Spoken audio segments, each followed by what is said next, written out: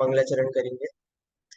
नमो अरहंताणं नमो सिद्धाणं नमो आयर्याणं नमो वज्झायाणं नमो लोये सब्बसाहुणम्।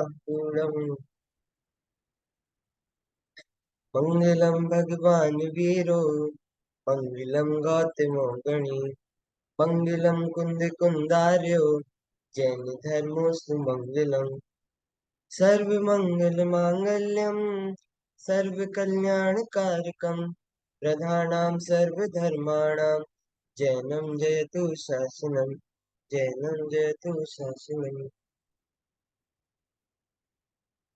पिछली कक्षा में हमने काल चक्र से संबंधित जो विषय है उसके पाठ को हमने पूरा किया था।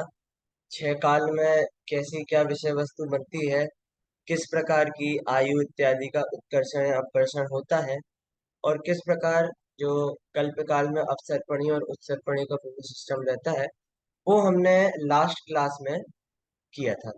अब अपन को आज नया चैप्टर प्रारंभ करना है। नया चैप्टर बहुत अच्छा चैप्टर है और एकदम जो हमें जानने एकदम ही जरूरी है यदि हमें मोक्ष की प्राप्ति करनी है। तो यदि और साधारण भाषा में बोले तो यदि हमें सुख की प्राप्ति करनी है तो ये चैप्टर उसके लिए एकदम सटीक चैप्टर है। चैप्टर का नाम है मुक्ति का मार्ग। अब इन शब्दों से अपन एकदम परिचित हैं कि मुक्ति क्या होती है, कि मोक्ष है, सारे दुखों से छूट जाना, सारे बंधनों से छूट जाना, वो मोक्ष है। और उस मोक्ष का जो रास्ता है, उस मोक्ष की प्राप्ति का जो मार्ग है, वो मुक्ति का मार्ग है। तो यहाँ उसी मुक्ति के मार्ग को, जो सच्चा मुक्ति का मार्ग है, उसको स्पष्ट किया है। और इसका आधार है अपना पुरुषार्थ सिद्धियोपाय जी ग्रंथ। आचार्य श्री अमृत चंद्र देव द्वारा विरचित वो ग्रंथ है पुरुषार्थ सिद्धि उपाय नाम का। और यदि आपने पहले कभी पढ़ा हो या फिर ना भी पढ़ा हो, पुरुषार्थ सिद्धि उपाय में जैसा हिंसा और अहिंसा का विवेचन किया है, मतलब वहाँ हिंसा और अहिंसा जिस तरीके से समझाई है, उस तरीके से आपको हिंसा अहिंसा कहीं भी जिनागम में समझने नहीं मिलेगी। पुरुषार्थ सिद्धि उपाय जी ग्रंथ में जिस प्रकार से हिंसा और अहिंसा समझाई है, उस हिसाब से आपको कहीं भी जिनागम में देखने नहीं। और एक और बात आचार्य अमृतचंद्र देव की विशेष है कि कहाँ आचार्य अमृतचंद्र देव द्रव्यानियों के अलग अलग ग्रंथों की टीकाएं लिख रहे हैं। मतलब एकदम आत्मा से संबंधित बातें, एकदम सीधे सौ पर की बातें करते हैं बस। वहां पे टीकाएं लिख रहे हैं आचार्य अमृतचंद्र देव, और वहां से फिर यहाँ पे आके चरणारियों पे ग्रंथ लिख रहे हैं। मतलब जैसे यहाँ पे देखिए, आचार्य अमृतचंद्र देव की तीन टीकाएं बहुत प्रचलित है। श्री समयसार जी की, श्री प्रवचन सार जी की, और श्री पंचास्तिकाय जी की। ये तीनों आचार्य कुंद कुंद देव के ग्रंथ हैं।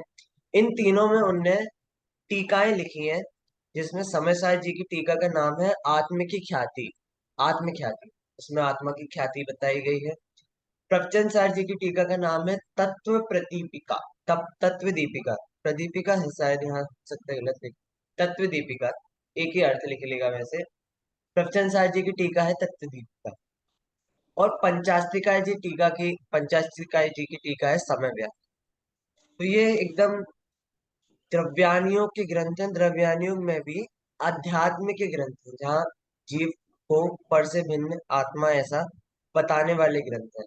तो आचार्य देव यहाँ पे द्रव्यानियों की रचना कर रहे हैं, द्रव्यानियों की ग्रंथ के टीका लग रहे हैं।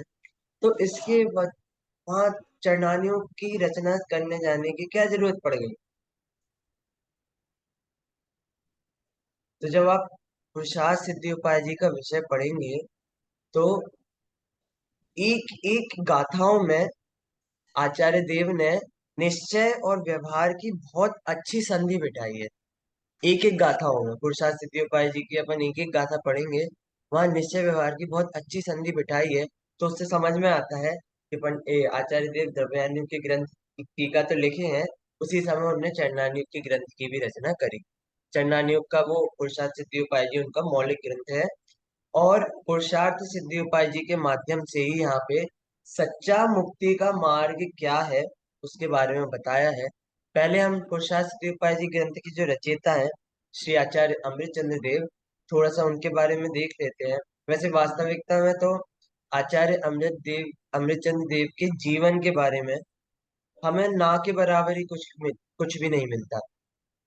मतलब हमें थोड़ी बहुत बातें उनके बारे में पता है कि 10वीं शताब्दी में हुए हैं आचार्य अमृतचंद्र देव, और हमें उनके ग्रंथों के अलावा उनके बारे में कुछ भी ज्ञान नहीं है। उनका जीवन कैसा रहा, उनकी दीक्षा कैसी रही, उसके बारे में हमें कुछ भी ज्ञान नहीं है। और ज्ञान हो भी कैसे जब पुरुषार्थ सिद्धि उपाय जी ग्रंथ की आचार्य देव एंडिंग कर रहे थे, अंतिम जब गाथा लिख रहे थे, 226 गाथा है, 226वीं गाथा लिख रहे थे, तो उन्होंने 226वीं गाथा ऐसे लिखी। देखिए यहाँ पे आपको स्क्रीन दिख रही होगी, 226वीं गाथा अपन एक बार इसको पढ़ेंगे। वर्णे कृतानि चित्र पदानि तु पदे कृतानि वाक्यानि वाक्य कृतं पवित्रम शास्त्रमिदं न पुनरस्माभि। देखिए क्या कह रहे हैं अंतिम में। जैसे आजकल अपन देखें, जितनी भी किताबें लोग निकालते हैं, जितने भी बुक इत्यादि लिखते हैं, सबसे पहले पेज में हमारा नाम आना तो जरूरी। अच्छा, लेखक का नाम तो हम छोड़ अभी थोड़ा दूर रखते हैं, संपादन जो कर रहा है उसका नाम तो और बड़े में लिखा आता है। तो आज के समय में लोक प्रशंसा का चलन है, अपना मद पोषण करने का चलन है। लेकिन उस समय आचार्य अमृतचंद्र देव ने इतना महान ग्रंथ लिखा चरणानियों का, 226 गाथाओं में। लेकिन उसके अंत में कैसे ये बात डाली कि तरह तरह के वर्णों से पद बन गए। पद पद मतलब एक पूरा अक्षर, जैसे अपूर्व ये पद है, ग्रंथ ये पद है, ऐसे। तो तरह तरह के वर्णों से मतलब एक एक अक्षर, तो तरह तरह के अक्षरों से पद बन गए, उन पदों से वाक्य बन गए, उन अक्षरों से पूरे पूरे वाक्य बन गए, और उन वाक्यों से यह पवित्र शास्त्र बन गया है। मैंने इसमें कुछ भी नहीं किया है। मतलब अंत में अपनी लघुता प्रदर्शित करते हैं। और ये यहाँ पे अकेले नहीं देखेंगे अपन पुरुषार्थ उपाय जी में, अनेकानेक ग्रंथों में आपको यही देखने मिलेगा। जैसे आप जब छह डाला के अंत में देखेंगे, तो अंत की दो लाइन ऐसी हैं कि लघुधि तथा प्रमाद ते शब्द अर्थ की भूल सुधी सुधार पढ़ो सदा जो पावो भूल। क्या मतलब है कि क्षयोपम ज्ञान है हमें, और प्रमाद भी आ जाता है, तो इसके कारण इस ग्रंथ में भूल होनी संभव है। तो यदि कोई भूल हुई हो, तो जो भी ज्ञानी जन है वो उस भूल का सुधार करे। ग्रंथकारों की ये मतलब पद्धति ही रही है कि अंत में जाके अपनी लघुता बताते हैं, और ऐसा भी बताते हैं कि ये ग्रंथ मेरे द्वारा नहीं किया गया है, इस ग्रंथ की ऐसी योग्यता थी, स्वयं के द्वारा ये रचा गया। हाँ, लेकिन जब ग्रंथ प्रारंभ करेंगे तो ये बात लिखेंगे जरूर कि ये मैं ग्रंथ किस आधार पर लिख रहा हूँ, केवली भगवान की वाणी के आधार पर लिख रहा हूँ, पूर्वाचार्यों की परंपरा में जो वाणी प्रवाहित होते आ रही है उसके आधार पर लिख रहा हूँ। लेकिन अंत में क्या कहेंगे कि इसमें इसमें मेरा कुछ भी हाथ नहीं है, और अपनी लघुता इस प्रकार प्रदर्शित करेंगे। तो फिर इस कारण और भी अपन को आचार्यों के बारे में, उनके जीवन आदि के बारे में कुछ भी ज्ञान नहीं मिल पाता, क्योंकि वो खुद तो लिखते नहीं है। और यदि उस समय कोई आसपास ऐसा ना हो जो लिख सके, तो हमें उनके बारे में ज्ञान नहीं हो पाता। ऐसे ही अमृतचंद्र आचार्य देव ने तत्वार्थ सार नाम का भी ग्रंथ लिखा है। उसके अंत में भी कुछ इसी प्रकार का वहां पे उन्होंने ऐसा छंद डाला है कि शब्द से अर्थ बन गए, और उनसे वाक्य बन गए, और उनसे इस ग्रंथ की रचना हुई। 11वीं 12वीं शताब्दी में पंडित आसाधर जी हुए हैं, आपने नाम सुना होगा। इनके दो ग्रंथ बहुत प्रचलित हैं, श्री सागार धर्मामृत और श्री अनगार धर्मामृत। दोनों में, एक में दोनों चरणानियों के ही ग्रंथ है पंडित आसाधर जी के। एक में उनने श्रावकों के चरणानियों की बात की है, श्रावकों के चरणानियों की, सागर धर्मामृत में। और अनगार धर्मामृत में मुनियों के चरणानियों की बात करी है। तो ये दोनों ग्रंथ पंडित आसाधर जी ने लिखे हैं। तो ये उनके कुछ समय बाद ही हुए होंगे या फिर उनके समय के आसपास ही हुए होंगे। तो पंडित जी ने उनको ठक्कुर शब्द से अभिहित किया है। और ठक्कुर मतलब क्या बोलते, जो उच्च क्षत्रिय लोग होते हैं उनको पहले कहा जाता था। तो इससे प्रतीत होता है कि आप किसी उच्च क्षत्रिय घराने से संबंधित रहे होंगे। अच्छा, पंडित जी का संस्कृत भाषा पर बहुत अपूर्व अधिकार था। जो आचार्य अमृतचंद्र देव हैं, इनने समयसार जी, प्रपचनसार जी और पंचास्तिका जी की जो भी टीकाएं लिखी हैं वो सारी संस्कृत में ही लिखी हैं। तो इससे ये भी हमें पता लगता है कि इनका संस्कृत का बहुत अच्छा ज्ञान था। अपन ऐसा समय भी मिला है, तो जब पहली दूसरी पांचवी शताब्दी का समय था, उस समय प्राकृत का ज्यादा प्रचलन, प्राकृत का बहुत ज्यादा प्रचलन था। आप षटखंडागम जी ग्रंथ देखेंगे, आप कषाय पावड़ जी ग्रंथ देखेंगे, आप समयसार आदि ग्रंथ देखेंगे, ये सब प्राकृत भाषा में लिखे गए। तो इससे मालूम पड़ता है कि प्रारंभ में जो प्राकृत भाषा है उसका चलन ज्यादा था। लेकिन धीरे धीरे प्राकृत बिगड़ती गई, तो फिर संस्कृत का चलन बढ़ गया। तो आप ये आठवीं नौवीं दसवीं इन शताब्दी के ग्रंथों को देखेंगे तो ये सब संस्कृत में ज्यादा लिखे, संस्कृत में ज्यादा लिखे। और फिर आगे और बिगड़ता गया, फिर अपभ्रंश में लिखे जाने लगे, और फिर अब हिंदी में लिखे जाने लगे, अंग्रेजी में भी लिखे जाने। तो ऐसे उस समय संस्कृत भाषा ज्यादा प्रचलन में थी। तो इससे समझ में आता है आपका संस्कृत भाषा में अपूर्व अधिकार था, मतलब बहुत प्रकांड विद्वान थे संस्कृत के। और आचार्य देव की गद्य और पद्य दोनों रचनाएं मिलती हैं। देखिए, गद्य मतलब होता है कि सीधे ग्रंथ लिखना। जैसे मोक्ष मार्ग प्रकाशक जी लिखा है, वो पूरा गद्य लिखा है, मतलब उसमें कोई भी श्लोक आदि नहीं है। और पद्य में लिखना मतलब श्लोक आदि लिखना। तो आचार्य अमृतचंद्र देव ने टीकाएं भी लिखी हैं, तो वो टीकाएं लिखी हैं गद्य में। और पुरुषासिद्धि उपाय जी ग्रंथ लिखा है, तत्वार्थ सार जी ग्रंथ लिखा है, ये लिखे हैं पद्य में, मतलब श्लोकों के हिसाब से लिखे हैं। तो गद्य और पद्य दोनों प्रकार की रचना आपने लिखी है। और आपकी रचनाएं, मतलब आचार्य अमृतचंद्र देव की रचनाएं सब अध्यात्म रस से भरपूर रहती हैं। मतलब पुरुषासिद्धि उपाय जी है तो चरणानियों का ग्रंथ, लेकिन उसको पढ़ेंगे पढ़ेंगे हम तो उसमें अध्यात्म का रस भी अच्छे से आचार्य देव ने डाला हुआ है। बाकी इनकी तीन रचनाएं हम देखे हैं, तीनों की टीका है। पद्य रचनाएं जैसे तत्वार्थ सार और पुरुषार्थ सिद्धि उपाय, ये इतना ही बस परिचय हमें आचार्य अमृतचंद्र देव के बारे में मिलता है। ना उनकी कोई जीवन की विशेष घटना मिलती है, ना उनकी दीक्षा कैसे हुई अथवा दीक्षा के पहले का गृहस्थ जीवन, उसके बारे में कुछ भी आचार्य अमृतचंद्र देव के बारे में नहीं मिलता। लेकिन जब हम उनकी रचनाएं पढ़ेंगे तो हम अनुमान लगा सकते हैं कि कैसा सहज, शांत और समतामय जीवन रहा होगा आचार्य का, जो उनने इतने बड़े बड़े शास्त्र और समयसार जी जैसे शास्त्र की ऐसी विस्तृत टीका लिखी है। तो यहाँ पे मुक्ति के मार्ग के बारे में पूरा चैप्टर चलाया है। और यहाँ पे ऐसा चलाया है कि एक प्रवचनकार है और एक श्रोता है अलग अलग। तो श्रोता प्रवचनकार से विभिन्न विभिन्न प्रश्न पूछते हैं मुक्ति के मार्ग से संबंधित, और उसके हिसाब से मुक्ति के मार्ग को इस चैप्टर में पूरा समझाया गया है। सबसे पहले मुक्ति का मार्ग है। मुक्ति क्या होती है, शब्द से अर्थ क्या होता है मुक्ति का, शब्द से अर्थ? मोक्ष। मोक्ष। मोक्ष। और आसान भाषा में बोले, निर्वाण। नहीं, निर्वाण तो और कठिन शब्द हो गया। छूटना।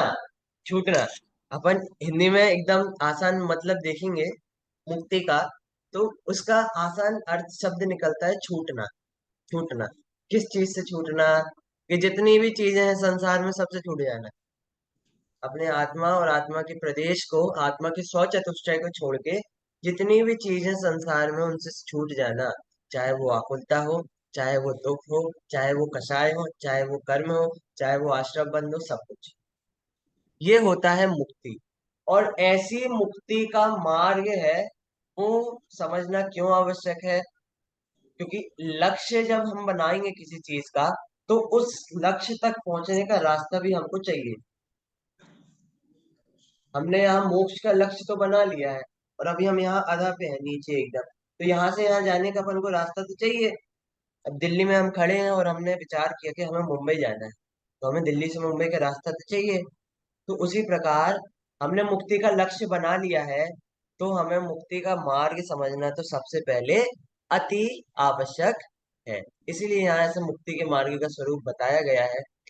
अपन ऐसा दो प्रकार से इसको समझ सकते हैं, या तो अपन पूरा चैप्टर मैं ही समझाता जाता हूँ वैसे समझ सकते हैं, या फिर हम इसमें जैसा बताया है प्रवचनकार और श्रोता का संवाद, वो संवाद पढ़ के समझ सकते हैं। तो आपकी जैसी इच्छा हो, कोई प्रवचनकार बन सकता है, कोई संवाद बन सकता है, एक श्रोता बन सकता है, और उससे फिर अपन धीरे धीरे इसको समझ सकते हैं। बताइए कैसे समझना है। भैया आप ही समझा दो, ऐसे तो हम खुद भी पढ़ लेंगे। हाँ चलिए चलिए चलिए चलिए, ये भी सही है, ये भी सही है। चलिए ठीक। हाँ बाकी फिर से आप पढ़ लेना इसको अपनी क्लास के बाद, तो आपको उसका और अच्छे से भाव समझ में आ जाएगा। देखिए, संसार में हम कुछ भी कार्य करते हैं, कुछ भी, हम अकेले नहीं, कोई भी जीव कोई भी कार्य करता है, तो उसमें एक उसका चाहत रहती है किस चीज की, कि हमें सुख की प्राप्ति करनी है। ठीक है, हमें सुख की प्राप्ति करनी है। देखो, बिना सुख पाने के लिए कोई कोई कार्य करता नहीं है। तो हर कार्य में सुख की चाहत रहती है, चाहे वो व्यापार धंधा क्यों ना हो, चींटी एक जगह से दूसरी जगह गमन क्यों ना कर रहे हो, हर चीज में सुख की चाहत होती है। क्योंकि संसार में सब प्राणी दुखी हैं और सब दुख से मुक्ति चाहते हैं। तो हर कार्य में सुख की चाहत तो होती है। ठीक है, आप छैडाला जी में देखेंगे, वहां पे भी बताया है कि यह जीव सुख चाहता है और दुख से डरता है। तो अंततः अपना गोल तो सुख है, और वो सुख कहाँ पे है, वो सुख मोक्ष में है। तो उस मोक्ष का मार्ग को समझना आवश्यक है। ठीक है, तो मुक्ति का मार्ग क्या होता है, पहले मुक्ति के मार्ग की पहले मुक्ति क्या होती है, कि मुक्ति का मतलब होता है कि दुखों से पूरा छूट जाना, दुखों से संपूर्णतया छूट जाना। और ऐसा छूटना नहीं है कि जैसे इंद्रिय सुख वाला छूटना नहीं। इंद्रिय सुख कैसा होता है, कि हमने मान लो बहुत सारे छेने रखे हैं, अपन ने पहला खाया तो हमें बहुत आनंद हुआ, दूसरा खाया कम आनंद हुआ, तीसरा खाया और कम आनंद हुआ, सात आठ खाने के बाद हम मन भी नहीं कर रहा था। तो वो छेना सुखदायक थे कि नहीं? यदि सुखदायक होते तो जितने खाओ उतने में उतना ही सुख मिलना चाहिए, ऐसा तो नहीं होता। तो इसका मतलब ये है कि इंद्रिय सुख तो वास्तविक सुख तो नहीं है। तो वास्तविक सुख क्या है? अतीन्द्रिय सुख वास्तविक सुख है। और वो सुख कैसा होता है, कि वो आकुलता से रहित हो। तो ऐसे सुख है, ऐसे सुख की तरफ अपन को जाना है जहाँ पे बिल्कुल भी आकुलता रहे नहीं रहे, वही परिपूर्ण सुख है। फिर अब यहाँ पे पुरुषार्थ सिद्धियोपाय जी ग्रंथ के माध्यम से मुक्ति का मार्ग बताया है। तो इसमें शायद 4 या 6 श्लोक लिए हैं पुरुषार्थ सिद्धियोपाय जी से, अलग अलग, जिससे मुक्ति का मार्ग वास्तविकता में क्या होता है उसको समझाया है। सबसे पहले एक सामान्य मुक्ति के मार्ग की परिभाषा दी है, जो अपन बहुत जगह देखते भी हैं, और एक जगह आप ही हमें बताएंगे कि ये कहाँ पे मिलती है ऐसी परिभाषा। अपन एक बार गाथा पढ़ते हैं। एवं सम्यक दर्शन बोध चरित्र त्रयात्मको नित्यम, तस्यापि मोक्ष मार्गो भवति निषेव्यो यथा शक्ति। सम्यक दर्शन, सम्यक ज्ञान और सम्यक चारित्र, इन तीनों की एकता ही मोक्ष मार्ग है, और प्रत्येक जीवन को इसका सेवन यथाशक्ति करना चाहिए। चलिए बताइए, ये परिभाषा कहाँ आती है? भैया तत्वार सूत्र का पहले अध्याय का। हाँ, तत्वार्थ सूत्र का पहले अध्याय का पहला सूत्र, सम्यक दर्शन ज्ञान चारित्राणि मोक्ष मार्ग, कि सम्यक दर्शन, सम्यक ज्ञान और सम्यक चारित्र की एकता मोक्ष मार्ग है। अच्छा, और कहाँ आती है? एक और बहुत आसान जगह में यही परिभाषा आती है, विचार छह करिए। डाला। छह छह डाला जी, डाला। छह डाला जी। तीसरी ढाल में आप देखेंगे, तीसरी ढाल में जहाँ निश्चय व्यवहार सम्यक दर्शन के बारे में बताया है, वहां निश्चय सम्यक दर्शन में निश्चय निश्चय मोक्ष मार्ग में सम्यक दर्शन ज्ञान चारित्र की एकता को ही मोक्ष मार्ग कहा है। तो ये परिभाषा बहुत जगह मिलेगी, सर्वसामान्य परिभाषा है, और ये ही वास्तविक मुक्ति का मार्ग है। और प्रत्येक जीवन को इसको अपनी शक्ति के अनुसार सेवन करना चाहिए, ऐसा आचार्य देव यहाँ पे बता रहे हैं। तो अब अपने पास तीन स्तंभ खड़े हो गए हैं। पहला सम्यक दर्शन, दूसरा सम्यक ज्ञान, तीसरा सम्यक चारित्र। अच्छा ये बताइए, ये सम्यक दर्शन, सम्यक ज्ञान, सम्यक चारित्र से अलग अलग मोक्ष मार्ग होता है क्या? नहीं नहीं, भैया। एक ही मोक्ष मार्ग है। एक ही मोक्ष मार्ग है। तो फिर तीनों को अलग अलग बताने की क्या आवश्यकता पड़ी? तीनों तीनों एक दूसरे से कनेक्टेड हैं। हाँ सम्यक दर्शन हाँ होगा तो हाँ, सम्यक ज्ञान आएगा, इनका सम्यक ज्ञान इनका आएगा। क्रम भी निर्धारित है, एक के बाद ही एक ऐसे होते हैं। और आप देखेंगे जैसे तत्वार सूत्र जी में जो सूत्र आया इससे संबंधित, सम्यक दर्शन ज्ञान चारित्राणि मोक्ष मार्ग, वहां पे एक वचन लिया है ये। मोक्ष मार्ग संस्कृत में आप देखेंगे तो मार्ग ये एक वचन होता है, और मार्गाहा ये बहुवचन होता है। तो मार्गाहा एक वचन है, इसका मतलब एक ही मोक्ष मार्ग है। तीन बताए हैं तो इन तीनों की एकता रूप वो मोक्ष मार्ग होता है। ठीक है, तो ऐसा ये मोक्ष मार्ग होता है। अब यहाँ पे सम्यक दर्शन ज्ञान चारित्र की एकता ये मोक्ष मार्ग है। तो अब अपने पास प्रश्न है, सम्यक दर्शन, सम्यक ज्ञान, सम्यक चारित्र, तीनों को समझना आवश्यक है। तीनों का सत्यार्थ स्वरूप क्या है ये समझना आवश्यक है। तो अतः यह तो निश्चित हुआ कि सम्यक दर्शन क्या होता है, सच्ची श्रद्धा। सम्यक ज्ञान क्या होता है, सच्चा ज्ञान। और सम्यक चारित्र, सच्चा चारित्र, इन तीनों की एकता मोक्ष मार्ग है। अब इन तीनों का अलग अलग कथन यहाँ पे किया हुआ है। ठीक है, सबसे पहले तीनों की एक छोटी छोटी परिभाषा बता दी है, इनका आगे विशेष कथन करने से पहले देखिए, ये श्रद्धा, ज्ञान और चारित्र है क्या? ये श्रद्धा ज्ञान चारित्र क्या है ये? मोक्ष मार्ग। नहीं, मोक्ष मार्ग तो सम्यक दर्शन ज्ञान चारित्र है। श्रद्धा, ज्ञान और चारित्र ये क्या है? ये आत्मा के गुण है। श्रद्धा ज्ञान चारित्र आत्मा के गुण है। फिर सम्यक दर्शन, सम्यक ज्ञान, सम्यक चारित्र क्या है? जब श्रद्धा ज्ञान चारित्र आत्मा के गुण हुए, तो सम्यक दर्शन, सम्यक ज्ञान और सम्यक चारित्र क्या है? हाँ। भैया ये पर्यायवाची शब्द ही तो है उसके सब, श्रद्धा ज्ञान चारित्र की। नहीं नहीं नहीं। नहीं, सम्यक ज्ञान इस सम्यक क्या मतलब, क्वालिटी बता दी अच्छा, ना। सच्ची श्रद्धा, सच्चा ज्ञान और सच्चा चारित्र, सच्चा। हाँ सत्ता सत्ता तो हाँ गलत हाँ, भी देखिए, ज्ञान। अपन ने श्रद्धा ज्ञान चारित्र तो गुण है, ये तो हमने वो तो डिसाइड कर लिया। प्लस माइनस हो सकते हैं। ज्ञान, ये जो तीनों चीजें हैं, श्रद्धेय ज्ञान चरित्र, ये गलत भी हो सकते हैं, सही भी हो सकते हैं। हाँ, तो इसमें गलत भी हो सकते हैं, सही भी हो सकते हैं। तो सम्यक दर्शन, सम्यक ज्ञान, सम्यक चारित्र को अपन क्या बोल सकते हैं? सच्चा ये मतलब। नहीं, द्रव्य गुण पर्याय में क्या है ये? जब श्रद्धा ज्ञान चारित्र गुण हो गए, तो सम्यक दर्शन, सम्यक ज्ञान, सम्यक चारित्र क्या होंगी? भैया ये शुद्ध पर्याय होंगे आत्मा की। ये शुद्ध पर्याय होंगे। देखिए, श्रद्धा ज्ञान चारित्र अशुद्ध भी हो सकता है, शुद्ध भी हो सकता है। मिथ्यात्व की अवस्था में जब श्रद्धा है तो वो अशुद्ध पर्याय है। सम्यक्त्व की तरफ जब श्रद्धा हो जाएगी, सम्यक दर्शन हो जाएगा, तो वो शुद्ध पर्याय है। तो ये सम्यक दर्शन, सम्यक ज्ञान, सम्यक चारित्र, ये तीनों आत्मा की शुद्ध पर्याय है। तीनों की एक एक लाइन में परिभाषा यहाँ पे दी गई है। सम्यक दर्शन क्या होता है कि पर पदार्थों से भिन्न अपने आत्मा का वास्तविक स्वरूप स्वसन्मुख होकर समझकर उसमें आत्मपने की श्रद्धा सम्यक दर्शन। अच्छा, अभी द्वितीय चैप्टर, दूसरा जो पार्ट था, उसमें सम्यक दर्शन की अलग अलग परिभाषाएं दी गई थी। वहां की कोई परिभाषा याद है?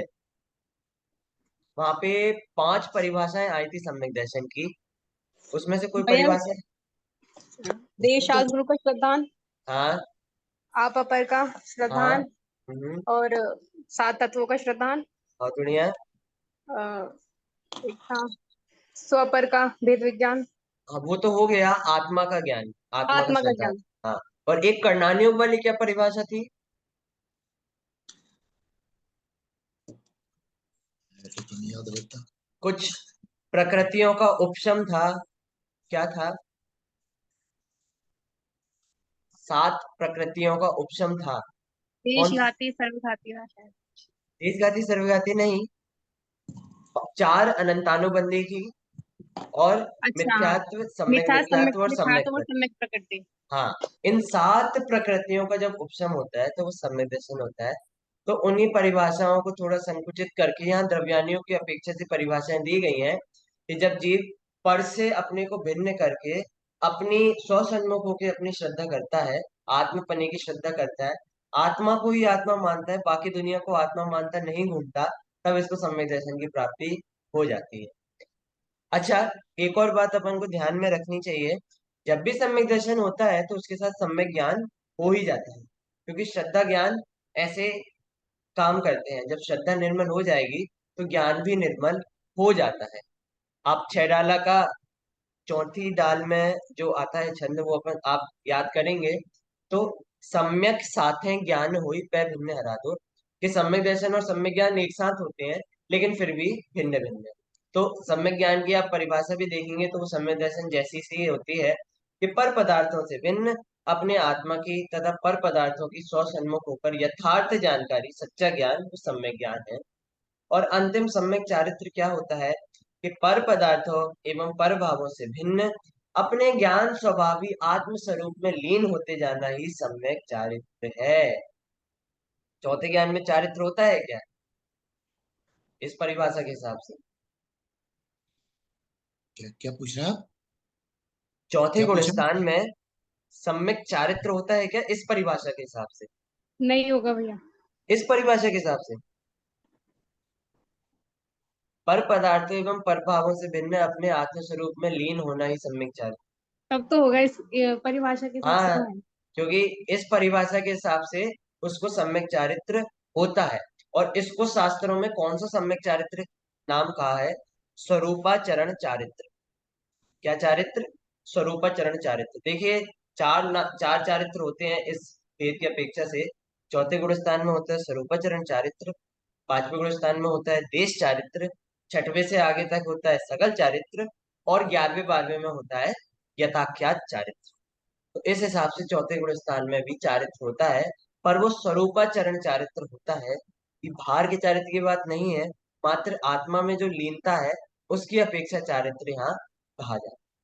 तो इस प्रकार का चारित्र, इस प्रकार तीनों की परिभाषा दी गई है। अब अपन सम्यक दर्शन की परिभाषा से प्रारंभ करते हैं। सम्यक दर्शन, इनका विशेष खुलासा करते हुए आचार्य अमृतचंद देव लिखते हैं, सम्यक दर्शन क्या होता है, पहले गाथा पढ़ते हैं। जीवा जीवादीनां तत्त्वार्थानां सदैव कर्तव्यम् श्रद्धानं विपरीता विनिवेश विविक्तमात्मरूपम तत्। क्या कहते हैं, देखिए कि जीवा जी जीवा जीवादि नाम तत्वार्था नाम सदैव कर्तव्यम, कि जो जीवादि तत्वार्थ हैं उनका श्रद्धान करना। कैसे श्रद्धान करना? कि विपरीत अभिनिवेश विविक्त, मतलब विपरीत अभिनिवेश, विपरीत मान्यता, मिथ्यात्व से रहित ऐसे जीवादि तत्वार्थों का श्रद्धान करना, उनकी प्रतीति करना, वो सम्यक दर्शन होता है। और ऐसे सम्यक दर्शन को प्राप्त करने का नित्य प्रयत्न करना चाहिए, क्योंकि सम्यक दर्शन आत्म रूप है। और अनादिकाल से हम जिस मिथ्या दर्शन में अटके हुए हैं ना, ये आत्मा का सच्चा स्वभाव नहीं है। तो इसलिए उस मिथ्यात्व को छोड़ना और इस सम्यक दर्शन को प्राप्त करने का प्रयत्न करना। क्या परिभाषा दी? कि विपरीत मान्यता से रहित जीवादि तत्वार्थों को श्रद्धान करना, वो सम्यक दर्शन है। और हमें सबसे पहले सम्यक दर्शन प्राप्त करने का यत्न करना चाहिए। मोक्ष मार्ग की पहली सीढ़ी वो सम्यक दर्शन है, इसके बिना मोक्ष मार्ग प्रारंभ नहीं होता। इसीलिए इसलिए इसलिए जो द्रव्यलिंगी मुनिराज हैं, जो द्रव्यलिंगी मुनिराज हैं, वो जब तक सम्यक की प्राप्ति नहीं करते तब तक वो मिथ्यात्व अवस्था में रहते हैं। और मोक्ष का मार्ग मिथ्यात्व अवस्था में, मतलब प्रथम गुण स्थान में रहते हैं। और मोक्ष का मार्ग कहाँ से चालू होता है? चतुर्थ गुण स्थान में, जब तक सम्यक दर्शन की प्राप्ति नहीं होती। हालांकि हालांकि द्रव्यलिंगी मुनिराज, कभी कोई कोई मुनिराज सम्यक दर्शन प्राप्त करके सीधे सातवें गुण स्थान में जब मार जाते हैं, तो सम्यक दर्शन की महत्वता मोक्ष मार्ग में बहुत आवश्यक है, क्योंकि सम्यक दर्शन मोक्ष मार्ग की पहली सीढ़ी। द्वितीय पाठ में अपन सम्यक दर्शन के बारे में खूब डिस्कस कर भी लिए हैं, किस हिसाब से होता है, कैसा होता है। यहाँ पे एक और गाथा है, अपन इसका पाठ भी करते हैं। तत्रादौ सम्यक्त्वं समुपाश्रयणीयमखिल यत्नेन तस्मिन् सत्ये वियतो भवति ज्ञानं चरित्रं च। देखिए, सम्यक दर्शन, सम्यक ज्ञान, सम्यक चारित्र में सबसे पहले सम्यक दर्शन को ही प्राप्त करने का प्रयत्न करना चाहिए, क्योंकि राजमार्ग यही है कि पहले सम्यक दर्शन ही होगा। ऐसा नहीं हो सकता कि सम्यक दर्शन को छोड़ दो, पहले चारित्र का मन कर रहा है, चारित्र में आत्मा की लीनता ज्यादा समझ में आ रही है, तो चारित्र को पहले जाके कर ले, ऐसा नहीं होता है। सम्यक दर्शन ही राजमार्ग में सबसे पहले होगा, वो ही, और दूसरा कोई पहले नहीं हो सकता। इसलिए सम्यक दर्शन प्राप्त करने का ही प्रयत्न करना चाहिए। और जब सम्यक दर्शन प्राप्त होता है तो ज्ञान है वो स्वतः सम्यक ज्ञान रूप हो जाता है, और जो चारित्र है वो स्वतः सम्यक चारित्र रूप परिणत हो जाता है। द्रव्यलिंगी मुनिराज के मिथ्या दर्शन, मिथ्या ज्ञान, मिथ्या चारित्र होता है। जैसे ही उनको सम्यक दर्शन की प्राप्ति होती है तो उनका श्रद्धा सम्यक हो जाती है, उनका ज्ञान भी सम्यक हो जाता है, और उनका जो चरित्र है वो भी तत्क्षण सम्यक हो जाता है। ऐसी सम्यक दर्शन की, इसीलिए सम्यक दर्शन का प्रयत्न सबसे पहले करना आवश्यक है। सम्यक दर्शन के बिना जो भी ज्ञान, अज्ञान और जितनी भी क्रियाएं आचरण कर रहे हैं अपन, वो मिथ्या चारित्र रूप ही है। ये बहुत जरूरी बात है। जितनी भी सम्यक दर्शन के बिना हम ज्ञान आचरण कर रहे हैं वो समस्त मिथ्या ही है। जितने भी जितने भी व्रत उपवास कर रहे हैं, तो फिर कोई बोले भैया फिर हमें सम्यक दर्शन नहीं हो पा रहा है, हम व्रत उपवास भी छोड़ देंगे, भैया ऐसा अर्थ नहीं, ऐसा अर्थ नहीं लेना। ये बताओ, पंचम काल में हम्म। इन तीनों चीजें हो सकती हैं? सम्यक दर्शन, सम्यक ज्ञान, सम्यक चारित्र, हो सकती है, तीनों होती हैं। होती ही है। और अपन ने अभी मतलब पिछले चैप्टर में एक नियम पढ़ा था, अपन वो याद करें तो उससे समझ में आ जाएगा। पंचम काल के अंत तक चार संघ रहते हैं: श्रावक, श्राविका, आर्यका माता जी और मुनिराज। चारों सम्यक दर्शन के धारी हैं। मुनिराज सातवें, छठवें, सातवें गुण स्थान वर्ती, और आर्यका, श्रावक और श्राविका पांचवें गुण स्थान वर्ती। ये पंचम काल के अंत तक रहते हैं। तो मतलब पूरे पंचम काल में इनका विचरण होता ही होता है। और अब देखिए, हमारा ज्ञान ऐसा है कि हम पता नहीं लगा सकते किसको सम्यक दर्शन है, किसको नहीं है। इसलिए अपन को ऐसा उपदेश दिया जाता है कि हम किसी को भी परीक्षा यदि करनी हो तो जैसा शास्त्र में आया है चारित्र का स्वरूप, उसी हिसाब से समझना। ठीक है, अपन क्योंकि सम्यक दर्शन का पता नहीं लगा सकते, हाँ, लेकिन शास्त्रों में ऐसा भी आया है कि द्रव्य लिंगी को नमन करने में कोई दिक्कत नहीं है, क्योंकि द्रव्य लिंगी का आचरण एकदम भावलिंगी जैसा। हम पता ही नहीं लगा सकते कौन से मुनिराज द्रव्य लिंगी है, कौन से मुनिराज भावलिंगी, अपन नहीं पता लगा सकते। तो इसलिए उसमें दिक्कत नहीं है। पंचम काल के अंत तक मुनिराज भी होंगे, श्रावक भी होंगे, श्राविका भी होंगी, आर्यका भी होंगी, सब सच्चे होंगे, सम्यक दर्शन, सम्यक ज्ञान, सम्यक चारित्र वाले होंगे। तो उनका, उनकी उपस्थिति तो रहेगी, और उन्हीं के माध्यम से पंचम काल के अंत तक धर्म चलता है। और जैसे ही पंचम काल के अंत में वो चारों जीव समाधि लेते हैं, उसके बाद उसके बाद पूरे 42,000 वर्ष तक के लिए धर्म की विच्छुत्ति जैसी हो जाती है, क्योंकि 2 बार छठवां काल आना रहता है। उसके बाद एक बार छठवां काल 21,000 वर्ष का अवसर्पणी का, फिर वापस छठवां चालू होता है उत्सर्पणी का 21,000 वर्ष का। उन पूरे काल में धर्म की विच्छुत्ति रहती है, धर्म का कोई भी परिणमन नहीं होता है, लोग एकदम भ्रष्ट हो जाते हैं उस समय।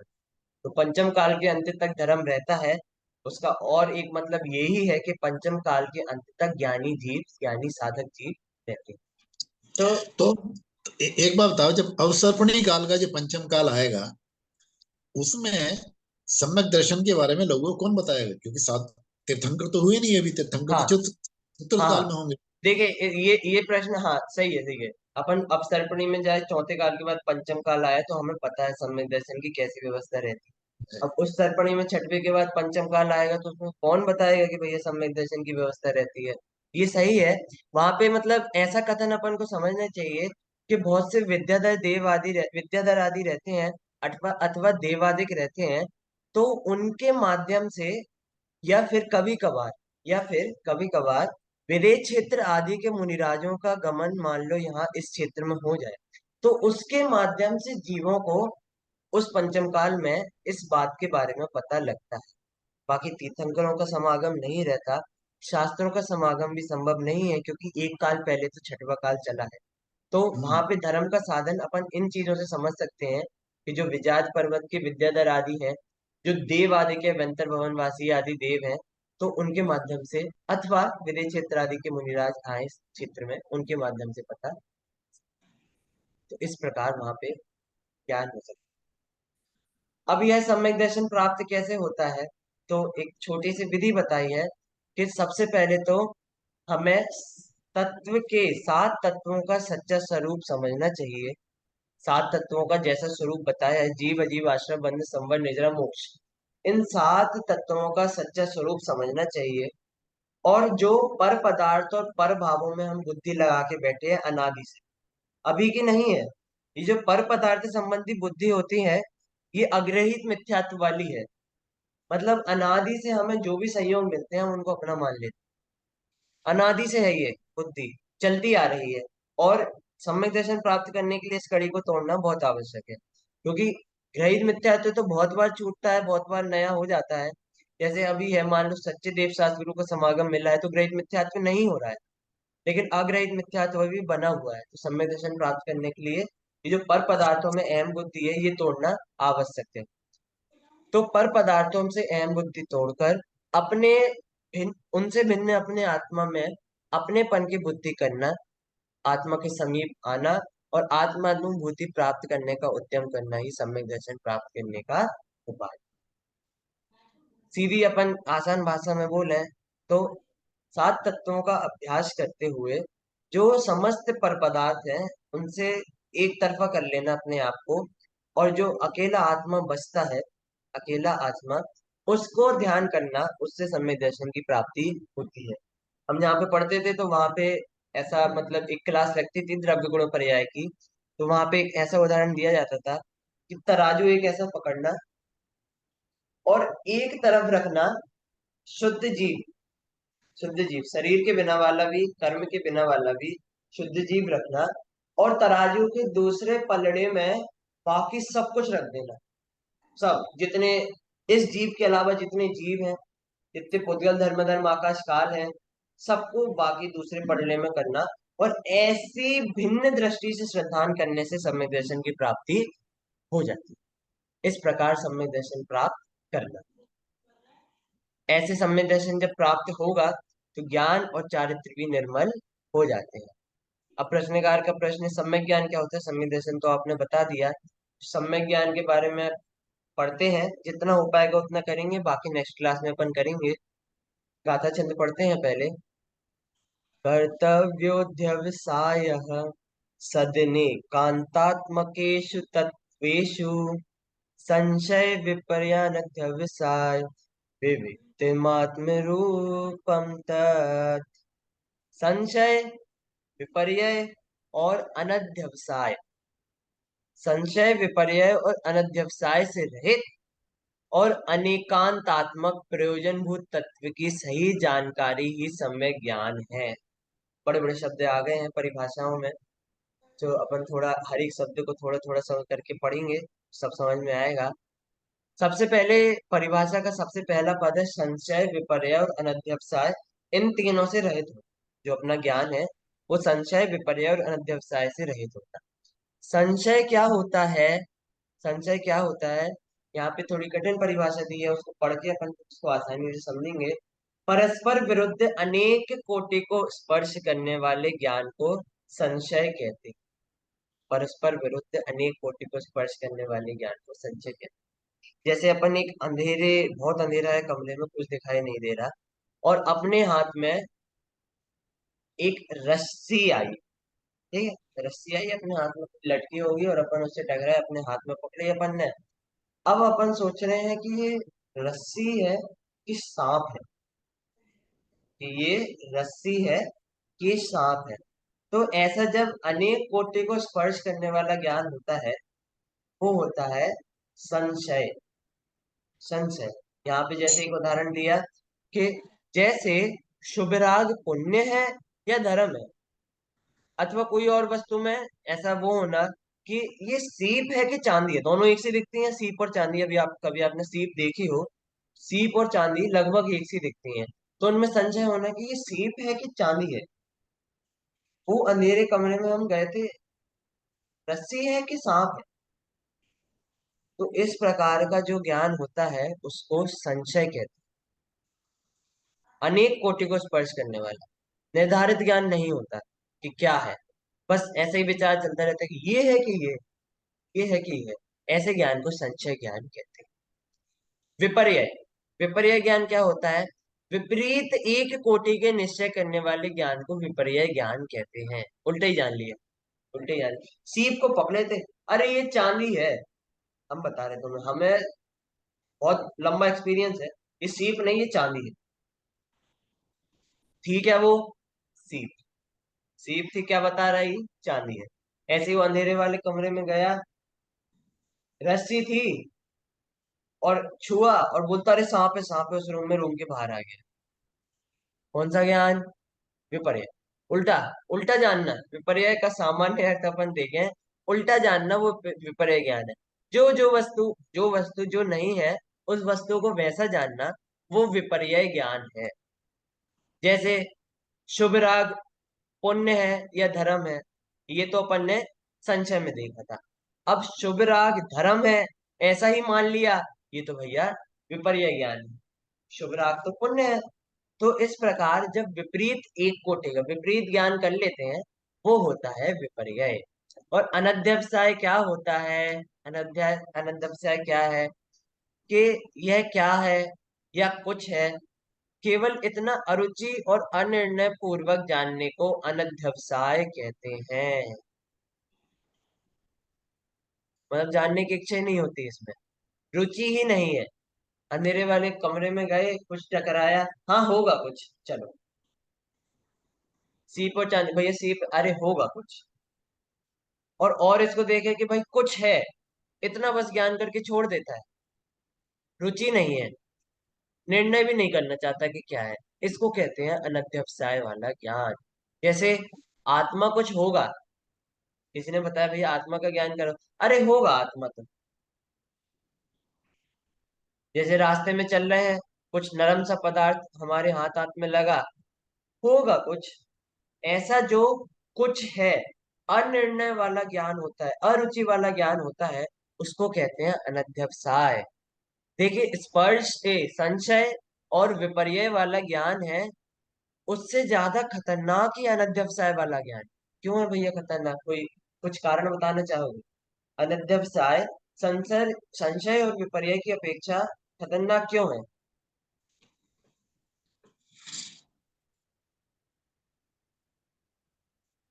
कोई भी कारण बताओ, गलत बताने का प्रयास करो, कोई दिक्कत नहीं है। संशय और विपर्य की अपेक्षा अनध्यवसाय खतरनाक क्यों है? देखिए, संशय और विपर्य जब अपन समझते हैं तो वहां पे कैसा ज्ञान होता है? विपर्य में जान लेता है उल्टा, और संशय में लगा रहता है, बुद्धि भ्रमाता रहता है कि ये है कि ये है कि ये है कि ये है। तो मतलब वहां पे रुचि है, जानने की रुचि है। एक ने भले ही विपरीत जान लिया हो, लेकिन निर्णय तो वो करना ही चाहता था। ठीक है, तो वहां पे कोई ज्ञानी जीव आके उनको सही बताए तो वो समझ जाएंगे। संजय वाले को कोई पीछे से आके बताए कि भैया सांप नहीं है ये रस्सी है, तो उसको ज्ञान हो जाएगा। ऐसे ही विपर्य वाले को कोई बाहर आए और उसने चिल्ला के बोला अरे वहां पे सांप है, तो उसको कोई बताएगा ज्ञानी जीव कि सांप नहीं, रस्सी है, तो वो उसको उसका ज्ञान हो जाएगा। लेकिन अनध्यवसाय के साथ ऐसी व्यवस्था नहीं।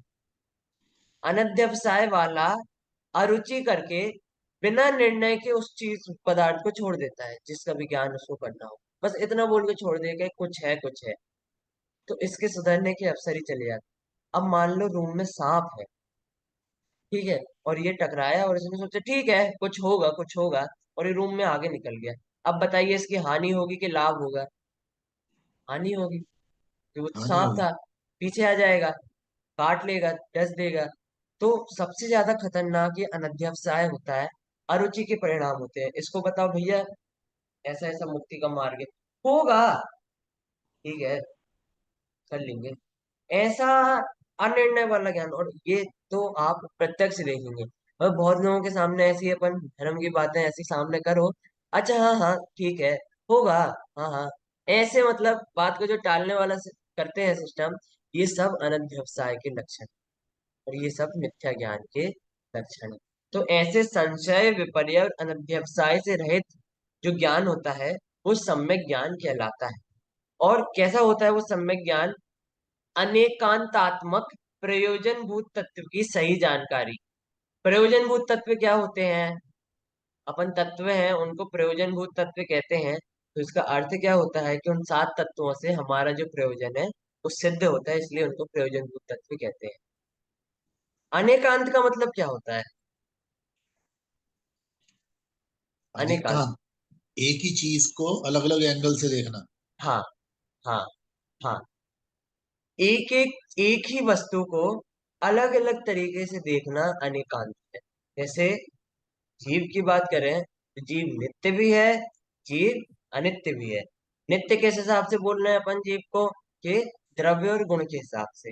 अनित्य किस हिसाब से बोल रहे हैं? कि हर क्षण एक पर्याय उत्पन्न होती है, पिछली पर्याय नाश हो जाती है, तो इस हिसाब से अपन उसको अनित्य अनित्य बोलते हैं। तो ये ये बताओ, अनेकांत है। अनेकांत और सियादवाद एक ही बात है या अलग अलग है? नहीं, देखिए, अनेकांत मतलब अपन ने अभी समझा कि एक वस्तु में अलग अलग विरुद्ध तत्व रह सकते हैं, ये तो अनेकांत होता है। जैसे जीव में नित्य अनित्य साथ में रहते हैं, जीव में भाव अभाव साथ में रहते हैं, ठीक है, ये तो ज्ञान की बात होगी। स्यादवाद क्या है? स्यादवाद इसको कहने की पद्धति है, कहने की शैली है, कहने का तरीका है। अनेकांत सिर्फ कॉन्सेप्ट है, और स्यादवाद उस कॉन्सेप्ट की थ्योरी है। दोनों अलग अलग हैं, दोनों अलग अलग हैं, एक नहीं है। अनेकांत तो वस्तु में जो भिन्न भिन्न ऐसे अनेक तत्व रहते हैं उसके बारे में बात, और इसको कहने का तरीका है, कहने की पद्धति है, कहने की शैली है, वो है स्यादवाद। इस हिसाब से ये दोनों अलग अलग होते हैं। तो ऐसा संशय विपर्य और अनध्यवसाय रहित जो अनेकांत में प्रयोजनभूत तत्व हैं उनका ज्ञान करना, वो सम्यक ज्ञान कहलाता है। ऐसा सम्यक ज्ञान संशय विपर्य और अनध्यवसाय से रहे। इस प्रकार अपन ने दर्शन और ज्ञान की चर्चा करी। इसके बाद चारित्र की चर्चा, और अंत में ये तीन गाथाएं बहुत सुंदर लिखी हैं, और बहुत सारी अपनी व्यथाओं का नाश करने वाली तीन गाथाएं हैं। इन तीनों को अपन अगली कक्षा में पढ़ेंगे, अपना समय थोड़ा सा ज्यादा हो गया है। तो इस चैप्टर को आप थोड़ा पढ़ के आए, और अपन इसको फिर और आगे अगली क्लास में पढ़ाएंगे। अभी अपन तो यहीं विराम करते हैं। जिनवाणी, पुस्तक ही नहीं आई अभी तक हमारी। पुस्तक नहीं आई? नहीं, किसी की आई हो तो पूछिएगा। नहीं आ, भैया, हमारे नहीं आई अभी। पुस्तक नहीं आई यार। नहीं। चलिए मैं बात करके बताता हूँ एक बार। हम्म। ठीक है, चलिए जिनवाणी स्थिति। जा वाणी के ज्ञान से सूझे लोका लोक, सो वाणी मस्तक नम सदा देते हो। नौ बार हम तक।